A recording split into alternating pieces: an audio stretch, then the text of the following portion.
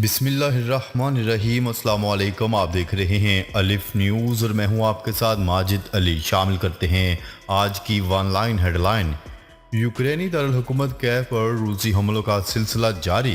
Ukraine کا کہنا ہے کہ کیف کے مضافاتی علاقے ارپن سے باہر دھکیل دیے جانے کے باوجود روسی افواج کے دارالحکومت پر حملے جاری ہیں۔ یوکرین کے مختلف شہروں پر روسی حملوں کا سلسلہ اب بھی جاری ہے اور 29 مارچ منگل کو بھی طلوع فجر سے پہلے ہی فضائی حملوں کے لیے سائرن بجتے سنے گئے ہیں۔ یوکرین کے حکام کا کہنا ہے کہ روسی حملوں کی وجہ سے کچھ شہروں سے نکلنے والے راستے بند ہو کر رہ گئے ہیں۔ یوکرین کا دعویٰ ہے کہ دارالحکومت کیف کے مضافات میں واقع شہر ارپن سے روسی فوجیوں کو باہر دھکیل دیا گیا ہے۔ روس نے اس شہر پر قبضہ کر لیا تھا۔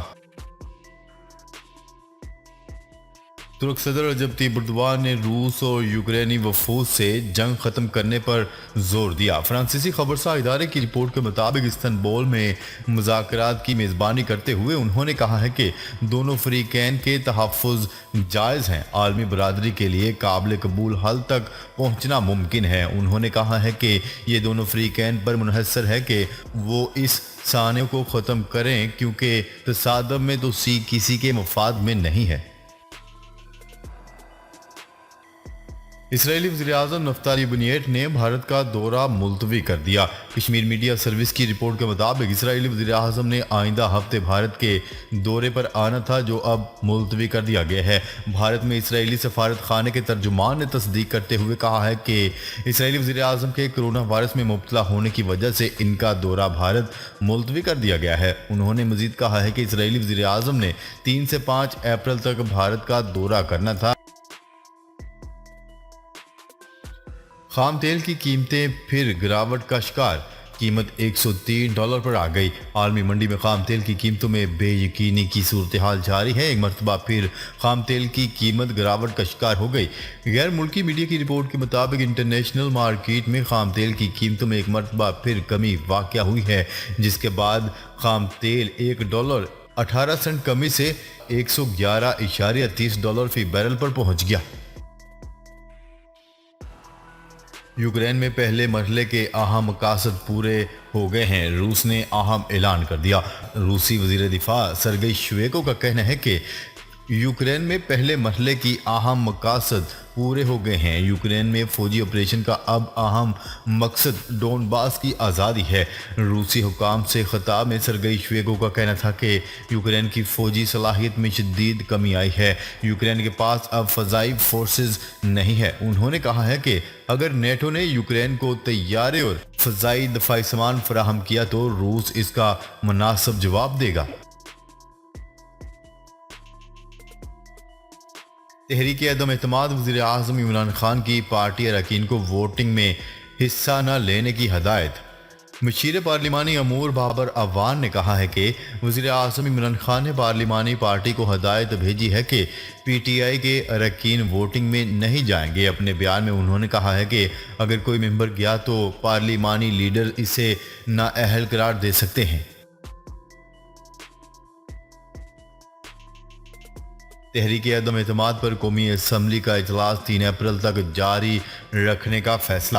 وزیر اعظم عمران خان کے خلاف اپوزیشن کی جانب سے پیش کردہ تحریک عدم اعتماد پر قومی اسمبلی کا اجلاس 3 اپریل تک جاری رکھا جائے گا۔ نیوز رپورٹ کے مطابق بتایا گیا ہے کہ یہ فیصلہ اسپیکر قومی اسمبلی اسد قیصر کی زیر صدارت متفقہ مشاورتی اجلاس میں کیا گیا۔ ذمہ دار ذرائع کے مطابق منعقدہ مشاورتی اجلاس میں فیصلہ کیا گیا ہے کہ قومی اسمبلی کا اجلاس ہفتے اور اتوار کے دن بھی جاری رکھا جائے گا۔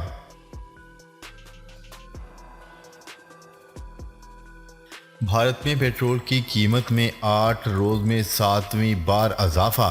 بھارت میں پیٹرول کی قیمتوں میں ایک بار پھر اضافہ کر دیا گیا۔ 8 روز میں پیٹرول کی قیمت میں 7 مرتبہ اضافہ کیا جا چکا ہے۔ بھارتی میڈیا کی رپورٹ کے مطابق بھارت میں پیٹرول کی فی لیٹر قیمت ایک بار پھر بڑھا دی گئی۔ 8 دنوں میں پیٹرول کی قیمتوں میں 7 مرتبہ اضافہ کیا جا چکا ہے۔ نئی دہلی میں فی لیٹر پیٹرول کی قیمت 8 پیسے اضافے کے بعد $100 لیٹر سے تجاوز کر چکی ہے۔ روس نے ایک بار پھر خبردار کرتے ہوئے کہا ہے کہ ملک کو खतरा हुआ तो जोहरी हथियार इस्तेमाल कर सकते हैं।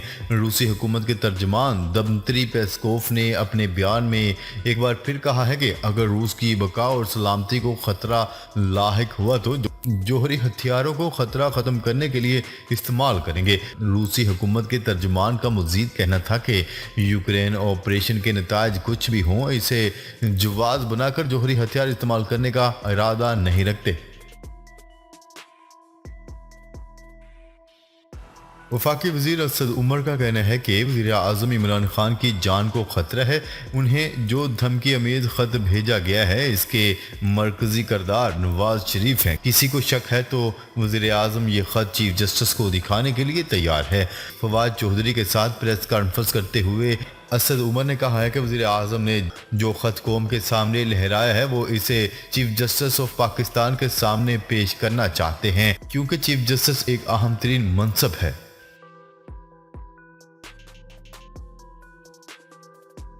तालिबान की दोहा में इंडोनेशिया और कतर के वज़ीर ख़ारजा से अहम मुलाकातें।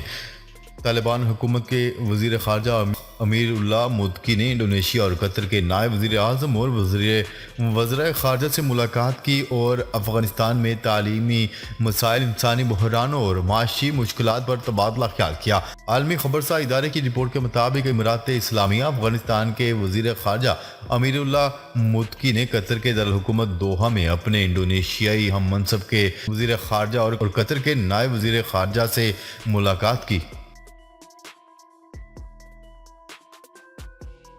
All India Muslim principal board ने तालीमी अदारों में हिजाब पर पाबंदी के कर्नाटक हाई कोर्ट के फैसले को भारतीय सुप्रीम कोर्ट में चैलेंज कर दिया। बोर्ड ने अपनी दरख्वास्त में कहा है कि हाई कोर्ट ने अपने फैसले में गलत दलाइल का सहारा लिया है और मुस्लिम ख़वातीन की मजहबी आज़ादी और आइनी हकूक़ को सलब किया है।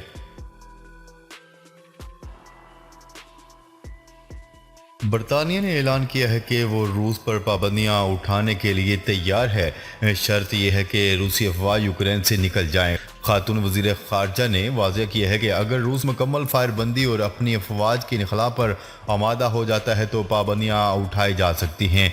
उन्होंने मज़ीद कहा है कि क्रिमिनल को ये भी वादा करना होगा कि वो मुस्तकबिल में किसी और जारहियत का इर्तिकाब नहीं करेगा और यहाँ तक कि रूस की सैकड़ों शख्सियात और अदारों पर आयद पाबंदियां उठा ली जाएंगी।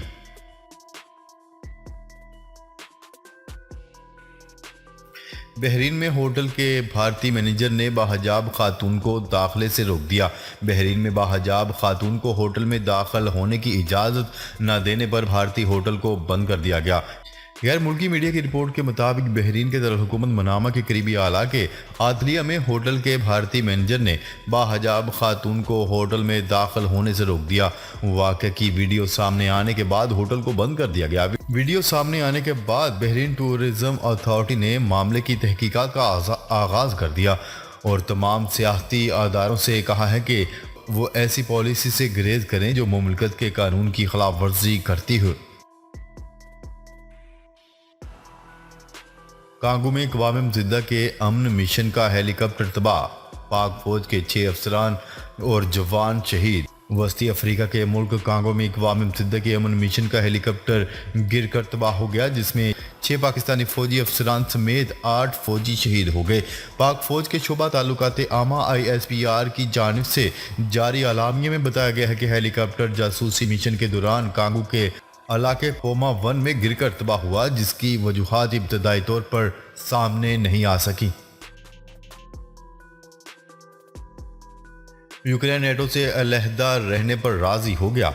यूक्रेन ने अमन मुज़ाकरात में पेशकश की है कि अगर रूस मुकम्मल जंगबंदी पर रजामंद हो जाता है तो यूक्रेन नेटो में शमूलियत अख्तियार नहीं करेगा। आलमी मीडिया की रिपोर्ट के मुताबिक तुर्क शहर इस्तांबुल में यूक्रेन और रूस के दरमियान अमन मुज़ाकरात जारी हैं। मुज़ाकरात में यूक्रेन का कहना है कि वो नेटो में शामिल न होने पर रजामंद है, ताहम इस शर्त पर कि रूस मुकम्मल जंगबंदी का ऐलान करे।